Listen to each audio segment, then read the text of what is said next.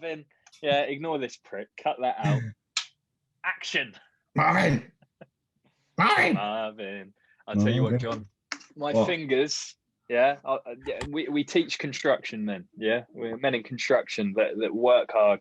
They get calluses on their hands and whatnot. All I had to do today was a little bit of box packing for our lovely clients, and yeah, I'm not meant to work with my hands. And there we have it. To the listener and the viewer, Connor has just tacitly admitted he's been relegated to the post room, and he's struggling with it. This is why we don't let Connor near clients very often, because he's just pathetic. You should see the fucking little turds I dropped in all of these boxes. When they open it up, it's going to be a few days old, crusty. Oh, can you imagine? I've cut little holes into the side of every box so the stench can come out and the flies can get in. Delightful. Honestly, the clients are going to be excited seeing a box from, the Off the Tools Collective for their main building foundations memberships. They're going to open it up, see a yellow little box, thinking, "Oh, what's in here?" All the people watching and listening to this who are not in foundations, who won't be getting their gifts because they ain't got any gifts to get, because they ain't in. You're either fucking in or you're out, Yeah, I'm not going to tell them what's in the gift box either. Absolutely not.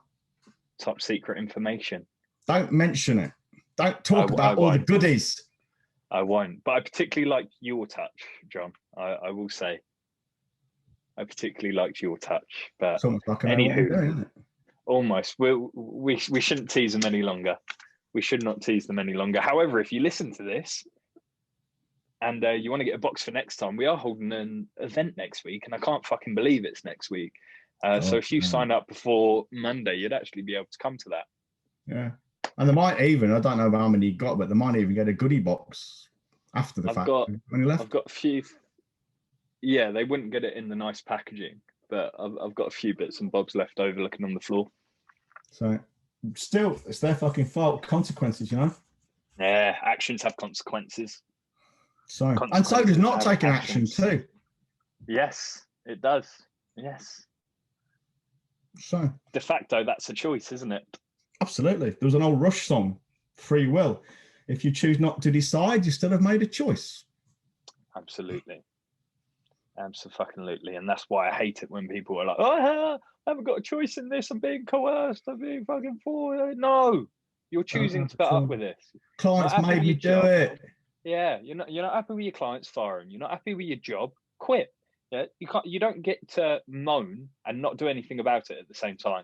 There is nothing more annoying in this world than someone moaning about it and you give them action, steps to take, and they're like, "Nah," and they just continue to moan. Yeah, I mean, in any situation, unless you're actually incarcerated, being detained at Her Majesty's pleasure. This is, I'm talking about being in the Western world now, or, unless you're actually in prison, you have choices. If you're in a shit marriage relationship, you can walk out. You could walk out, leave all the house, property, money to your wife, your partner, and say, "I'm done. I'm out of here." You have the lot. That's the choice. Yeah. It is a choice, and by choosing to stay with that wife that you fucking hate, realize you're staying with that wife fucking hate, or husband, because you want the fucking money.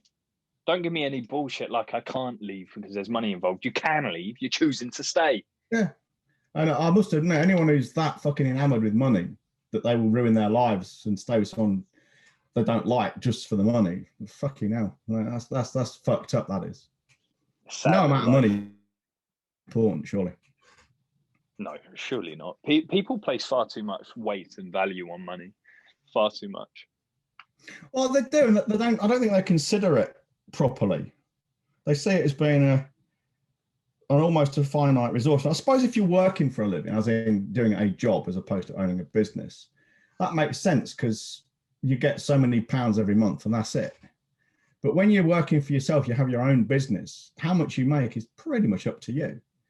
And it's a function of how many clients you serve, how much you charge them, and the work you do. And of course, that is more or less under your control.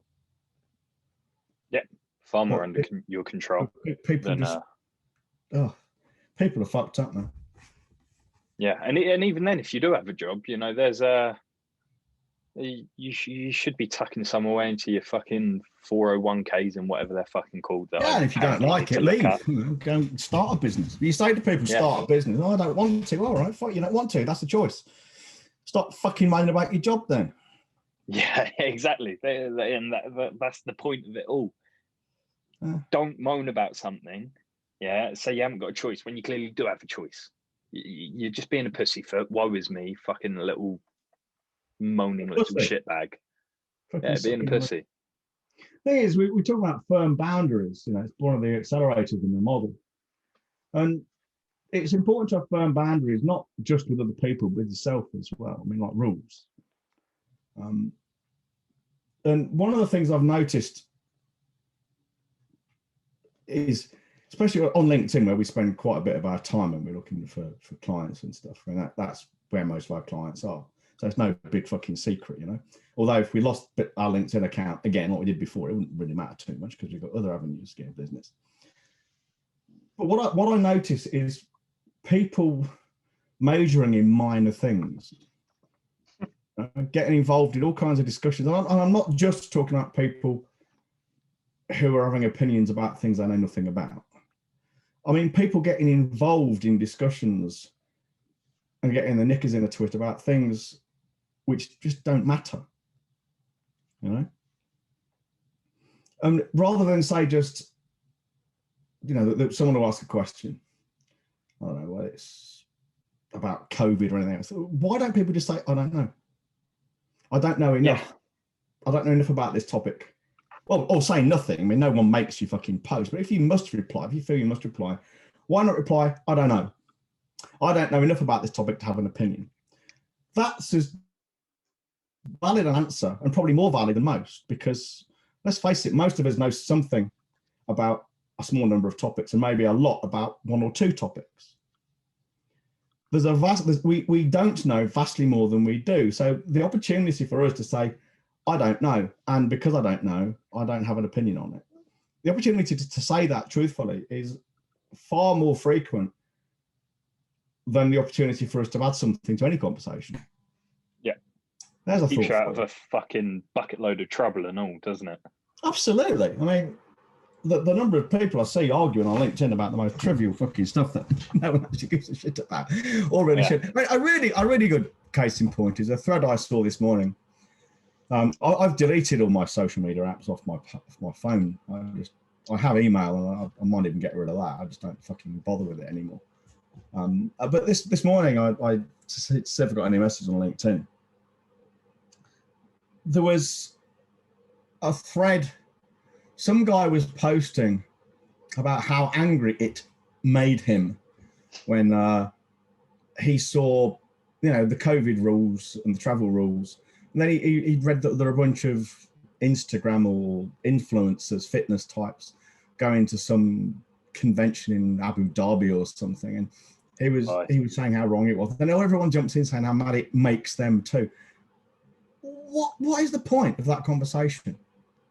Yeah, there is literally no point to it. If COVID and anything else is affecting their businesses, would they not be better just focusing their time and energy on the one or two things in front of them in their business and fixing that, rather than pissing them on about fucking influencers, whatever they are, on Instagram, getting paid loads of money for flashing their tits or their teeth or whatever? I mean, frustrating as this is, and inequitable as it may be, and indeed unfair and fucking fatuous and all these fucking things we know are true about influencers, it doesn't matter one whit what we think. They're going to do it anyway. Why do you let it bother you? Yeah, it stinks of jealousy as well. It just stinks of jealousy.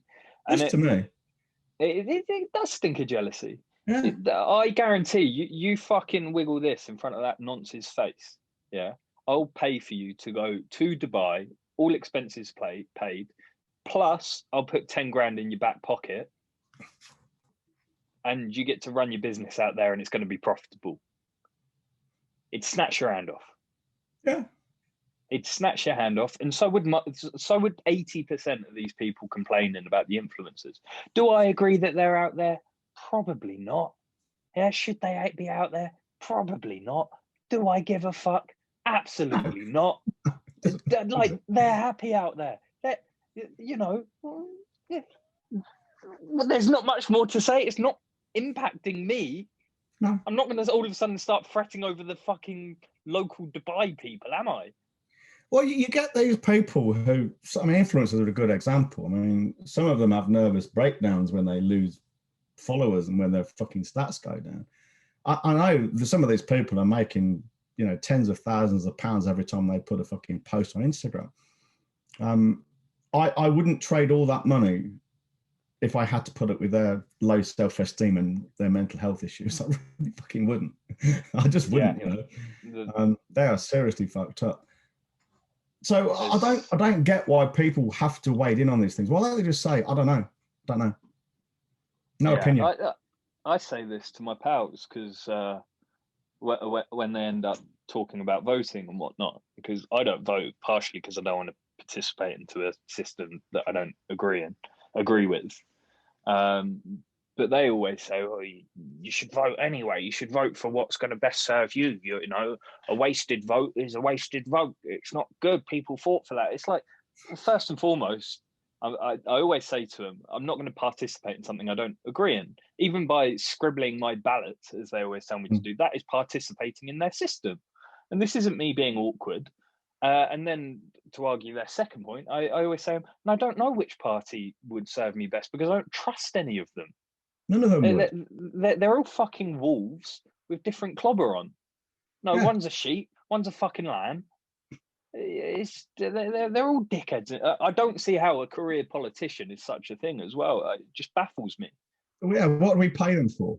Really? Yeah, here's the thing, I don't get it.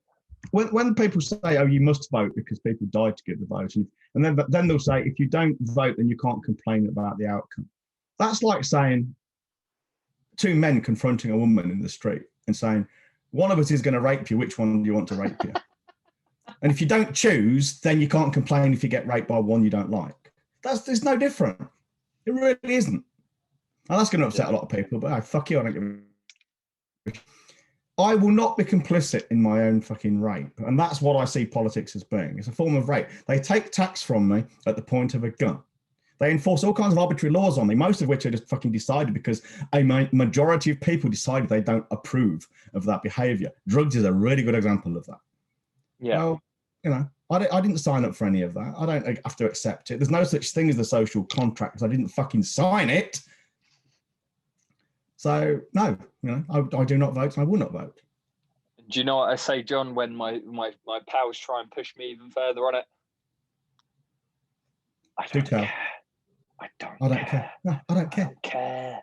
I don't care. Well, that's another thing. I mean, that's another 3 words. I mean, beyond I don't know is and I don't care. Yeah. And that really upsets people because they'll say, "Oh, you should care." Well, says who? Yeah. They think you're obligated. Who's passing out this compulsion to care?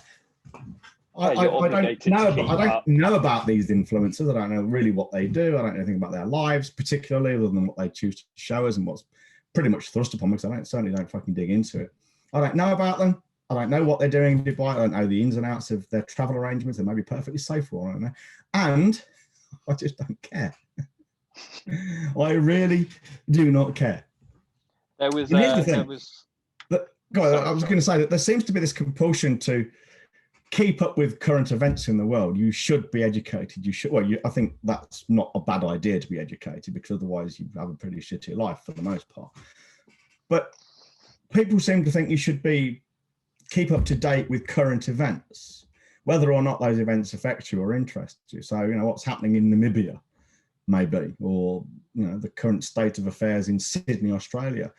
Well, it may be of abstract interest to me, but it doesn't affect me in any way. And I genuinely do not give a fuck what happens in Sydney, Australia. And I wouldn't unless I was there or someone I actually cared for very much was there. I just don't care. And that's perfectly acceptable. And I wish more people realised that that is perfectly acceptable. But here's the thing, even if people find it not acceptable, I don't care about that either. That is true. That is true. Yeah, I focus. You know, I focus on what's in front of me.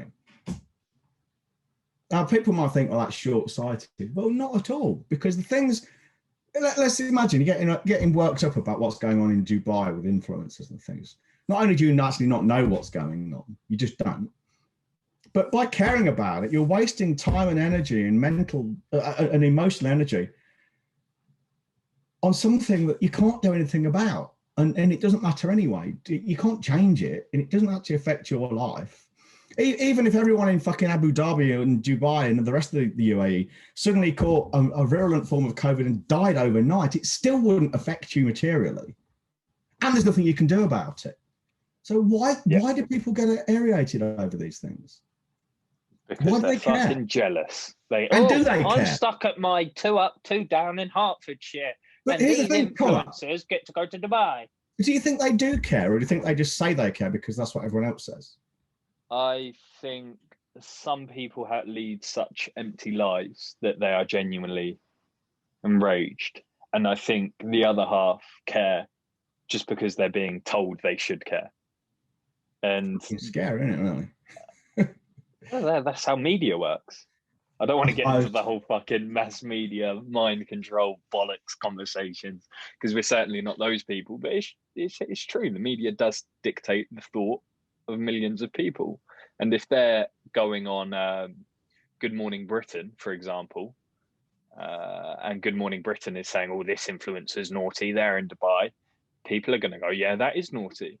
There was one particular influencer who went on Good Morning Britain and tried to argue it was essential travel because she needed pretty backdrops to do her workout influencer routines with a pretty backdrop. But she contradicted herself. She went, I'm not doing much different in Dubai than I would do if I was at home in Liverpool. And then they showed like a clip of her doing her workouts in Dubai, and it's just in some hotel room with a grey background. So she's just a fucking idiot. I think she clearly misunderstands what essential means. Essential doesn't mean essential for your business. It means essential for other people. It's fucking funny. There was one influencer as well who, to be fair, did it in the most safest way possible.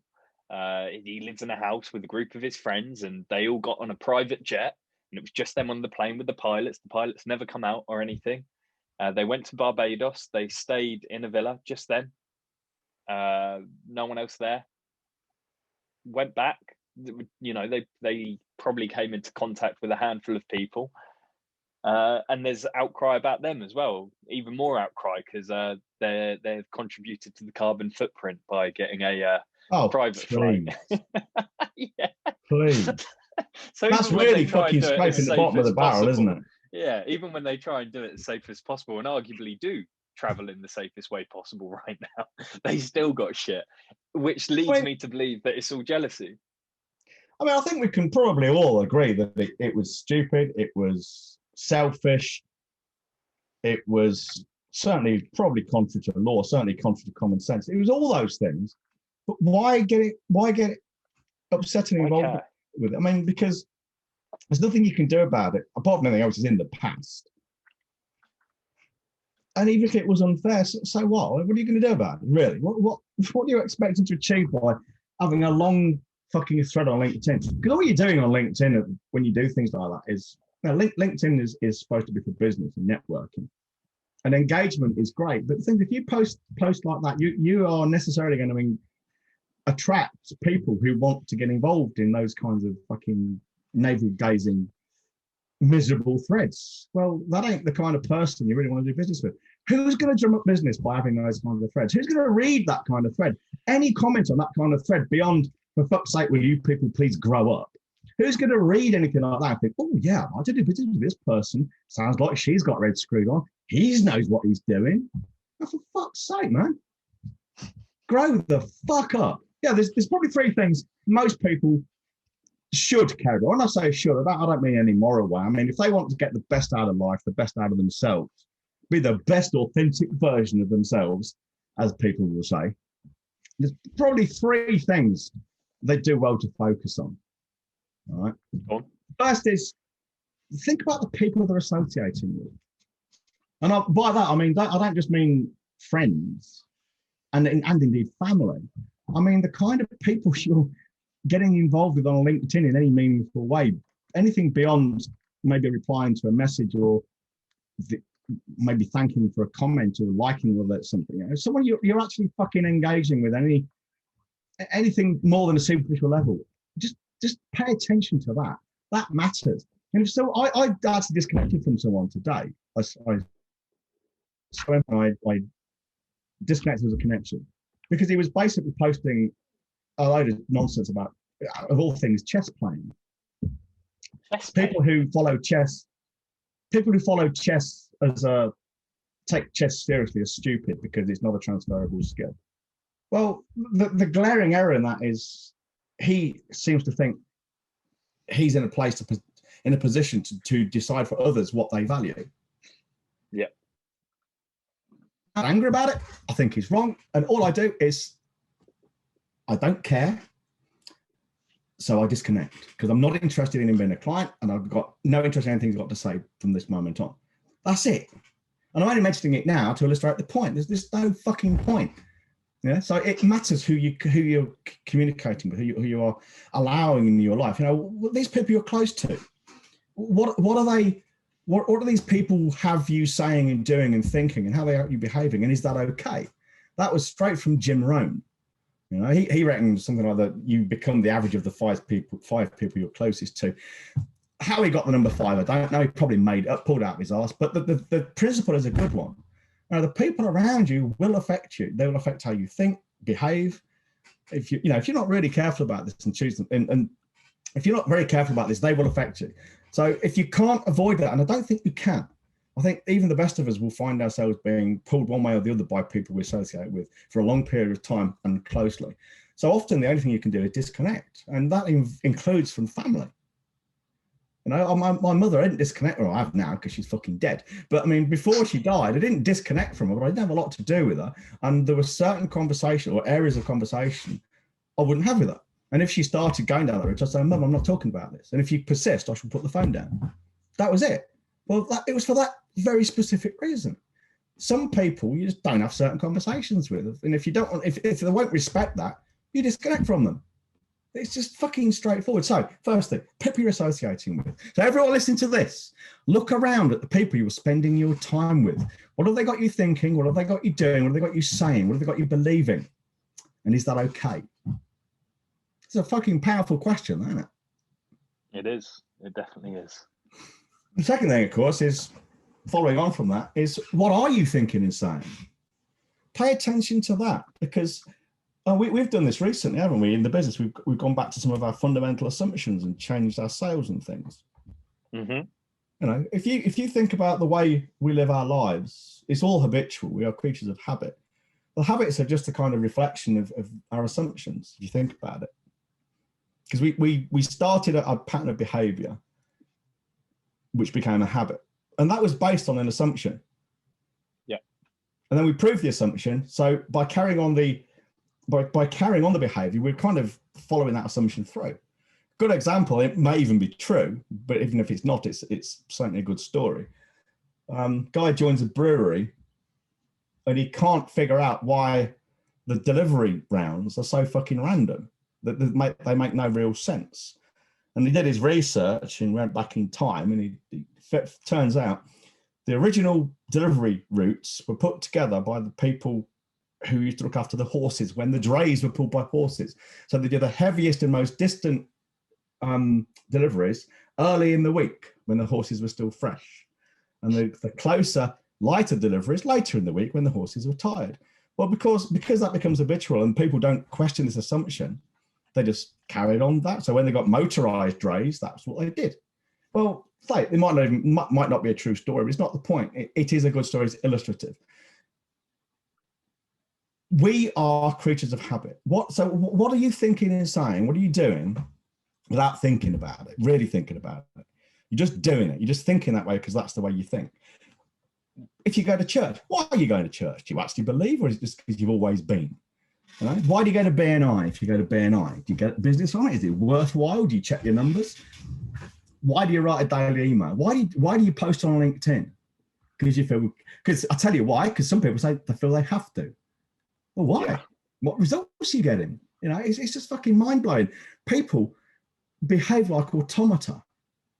They do not think. Well, they are thinking in a sense as their brains are working, but they're not questioning what they're doing all the time. People don't realize how much their lives are driven by their habits, and very few take a moment to actually stop, look at their habits, look at what they're thinking, look at what they're saying, and really evaluate it all. There's not many people that just stop, take everything in, and just question everything in their life. You know, yeah, is this the best thing for me right now? And it's one of the most important things you can do. And anyone that is getting angry at things like the influencers and are thinking, well, how are Connor and John not angry? You probably need to get into some journaling and have some conversations with yourself every day. Damn right. You keep disappearing. You there? Connor's gone. All right, I will carry on my own then. The third thing people should pay attention to is how aligned are your actions with what you're thinking and what you're doing. And I mean, a good example of this is, you know, we used to do sales calls. So we get people going through a process, and they'd be telling me about how shit their lives were, how shit their businesses were, about what they wanted to do, wanted to grow their businesses, wanted to get better clients, and the rest of it. And when they were presented with the opportunity to join us and do something about it, when they realized how much work was involved and what was involved and how uncomfortable it wasn't even about the price. All of a sudden, they didn't want to do it. So what you've got is people who are telling us they want a certain result and then doing something else. It's like, and I've known more than one person, it's like people who are overweight and unhealthy telling me how they're going to get fit and strong like me, but then carry on drinking and smoking and with an unhealthy lifestyle. Well, that's their choice, of course, but their actions are not aligned with their words and possibly not their thoughts. So that's difficult to know what people are thinking, because you can only tell from what they tell you. Unless, of course, you're one of these business gurus who pretends he knows what people are thinking from their words. Makes me laugh. You get people on LinkedIn and make these fucking complex psychological diagnoses on the basis of a few lines in a LinkedIn post. You know, you are narcissistic. You're obviously a psychopath. Oh, right, you know, never mind all these fucking clinical teams that have to spend a long time figuring this stuff out. You're a fucking warehouse manager, but you've got it fucking sorted. Obviously, these people have spent all their time on furlough studying this stuff, you know, so they can make these judgments. But yeah, you know, people. Hey? I'm back. I don't know if you noticed, but I dropped out. Yeah, I noticed you're back, yeah. So how aligned are you know, so look at the people you're associating with. What are you thinking and saying, especially in with their influence? What have they got you thinking and saying? And of course, how aligned are your actions with your own words and thoughts? Are you saying you want one thing and doing another? Now, if I ask that question, are you actually carrying out the actions which are going to take you towards the goals you tell me you have? Everyone, I guess, knee-jerk reaction, yeah, of course. But I bet if you drill down to it, very few of them actually have. People also want to start eating healthier. They want to be fitter and stronger. And if you actually say to them, okay, so when did you last go to the gym? You know, when did you start tracking your diet? If you're tracking your diet, your food, when did you take a tape measure to your waist? They'll come up with some bullshit. You know, they're not actually doing what they say they're doing. They don't have goals. They don't even have. They don't really even have desires or wants. What they have is a vague idea of a wish in their head where they'd perhaps like to be. And maybe, Connor, just maybe, they kind of wish they were influencers, because that's easy. Maybe. You know? Oh, there's a thought, eh? The most desired job in under 16s at the moment, I believe, is being a YouTuber or an influencer of some sort. I was very proud when I wrote my younger brother in to help me finish off the last of these boxes. And he said to me, Connor, I want to do what you do when you grow up. I want to be a businessman. I don't want to be a YouTuber anymore. I was like, bless you, cotton sucks. I was like, at least we can take him out of that 70%. I'll tell you what, when I was 16, or even when I was a young man like you, 23, 24, YouTube wasn't even a thing, nor was the internet, really. I mean, it may have been over in DARPA, but it certainly wasn't a worldwide thing. I mean, it just wasn't.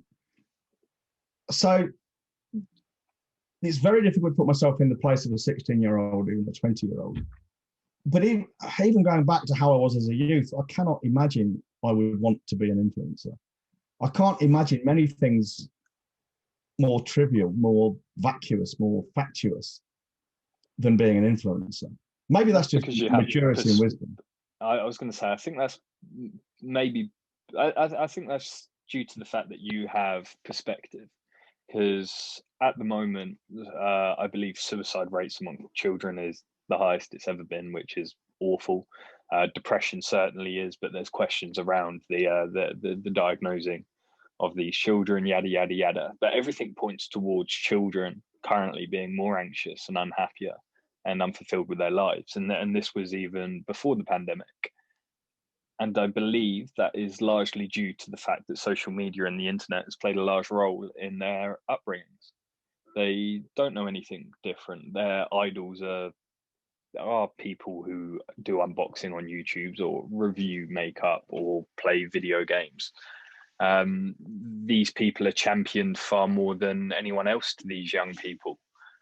And it all just compounds and compounds and compounds. It's worrying.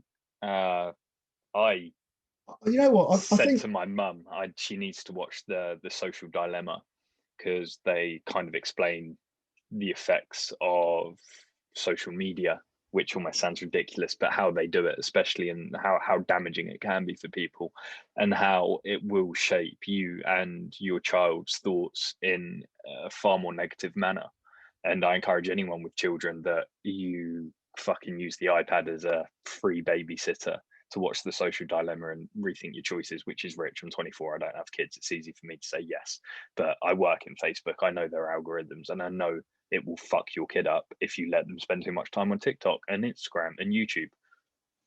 Absolutely. It's fucking bizarre. It's hard to get your head around, for me anyway. I actually think I think porn stars and sex workers have far more merit than influencers.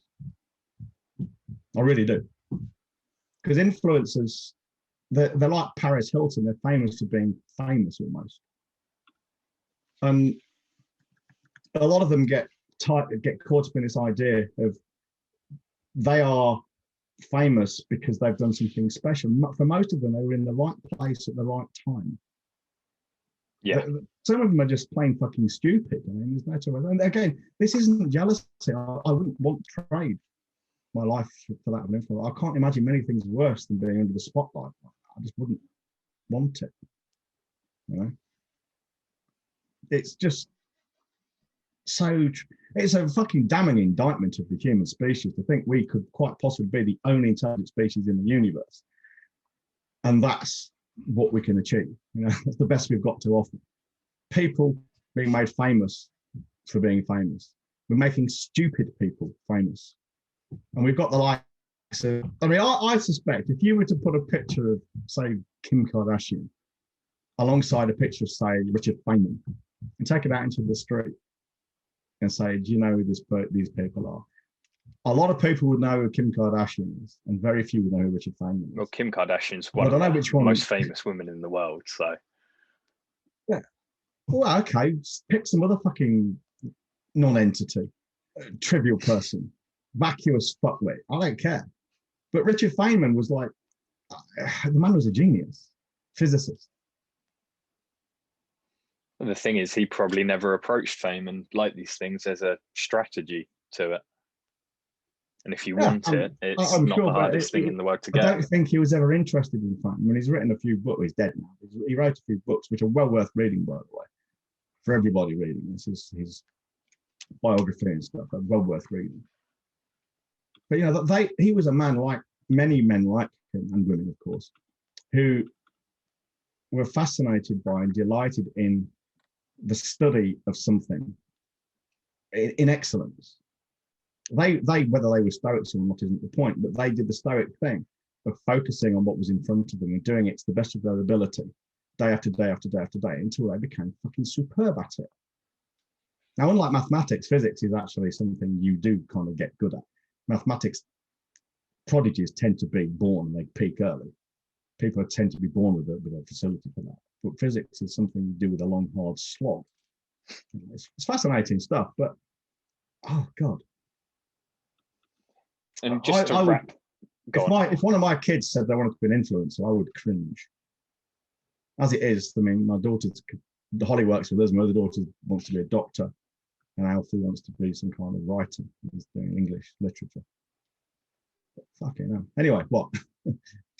I was going to say, just to wrap this relatively long-winded point up, if your actions, words, and thoughts are not aligned, you are, and stop me if you've already said this, you're inherently incongruent, and there's nothing more unattractive than incongruence. And on the contrary, there's few things more attractive than someone who is completely and utterly congruent. It's the biggest compliment that people pay you, John, that I notice. Yeah. You're congruent. Your message hasn't changed for the 20 odd years you've been doing this, and the things that you said you didn't know 20 years ago, if you didn't care about them, you still say you don't know. You don't lie. Nothing's changed. It's extremely congruent. But I can't imagine how miserable you must be if those things are not aligned and you are personally incongruent. Your life must be a living hell. Yeah, I mean, it's a little bit like, I guess, putting your foot on the accelerator and the brake at the same time. You can't move anywhere. I mean, you're absolutely right. It's been said to me frequently by more than one person. The thing they've noticed about me is my message is consistent. And if it changes because my understanding has changed or the facts have changed, the circumstances. But it's not, I don't change my mind in response to public opinion or the ebb and flow of what's popular. Like email marketing, it was profitable and powerful 15 years ago. It still is today. That won't change. And it will only change when people stop using email. And regardless of what people think, you can't have a LinkedIn account, a Facebook account, a Clubhouse account, an Amazon account, any of these things. You can't have any of these things without a fucking email address. You just can't. So to think that email marketing doesn't work, it fucking well does. So, well, in fact, it's all key to a lot of this stuff is key to your Apple ID, isn't it? Which is an email address. Yeah, email's not going anywhere for a long, long time. No, there's no reason it should. So it's not fail safe, but it's pretty foolproof, isn't it? It gets delivered or it doesn't get delivered, and if it doesn't get delivered, it's pretty robust. I think that's the word I'm looking for. Well, yeah, because SMTP is what they call a reliable transport protocol. It's designed not to just fail silently. Yeah. So you should be collecting your prospects and your customers' fucking email addresses. And snail mail too. And snail mail. And if you're not, you're a silly fucking fucker. The amount of people that just rely too much of online, and this is coming from a fucking online person. My background is all online. And the first thing I say to everyone is, right, we need to get these people offline as soon as possible, because online is so fucking precarious. We don't know what's going to happen next. Yeah, well, you've got people who, these are actual grown-ups here. You've got grown-ups who purport to be business owners.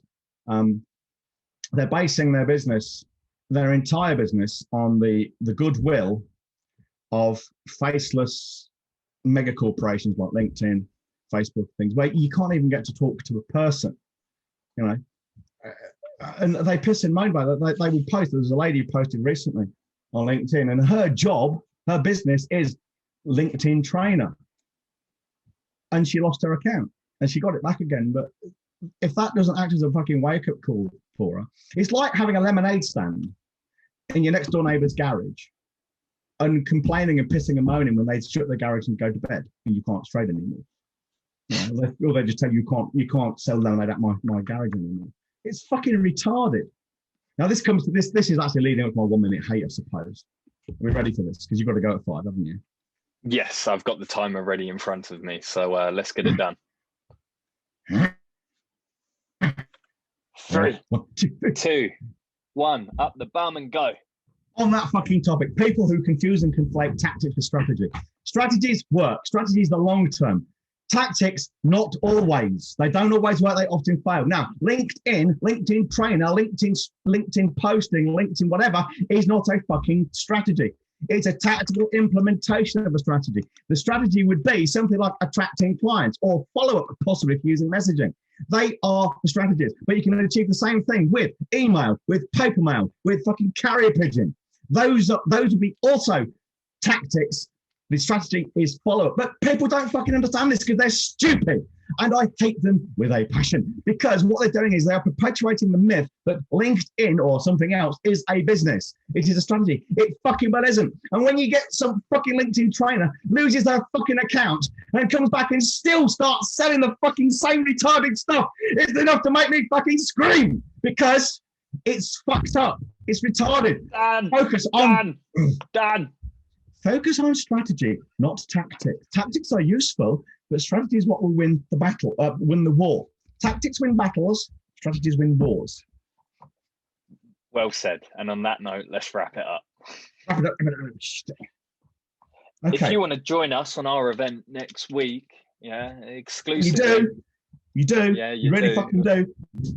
We're actually allowing our foundation guys to one of the main build exclusive days, so that's a little incentive to get you coming along, because I doubt we'll be doing that again for a while.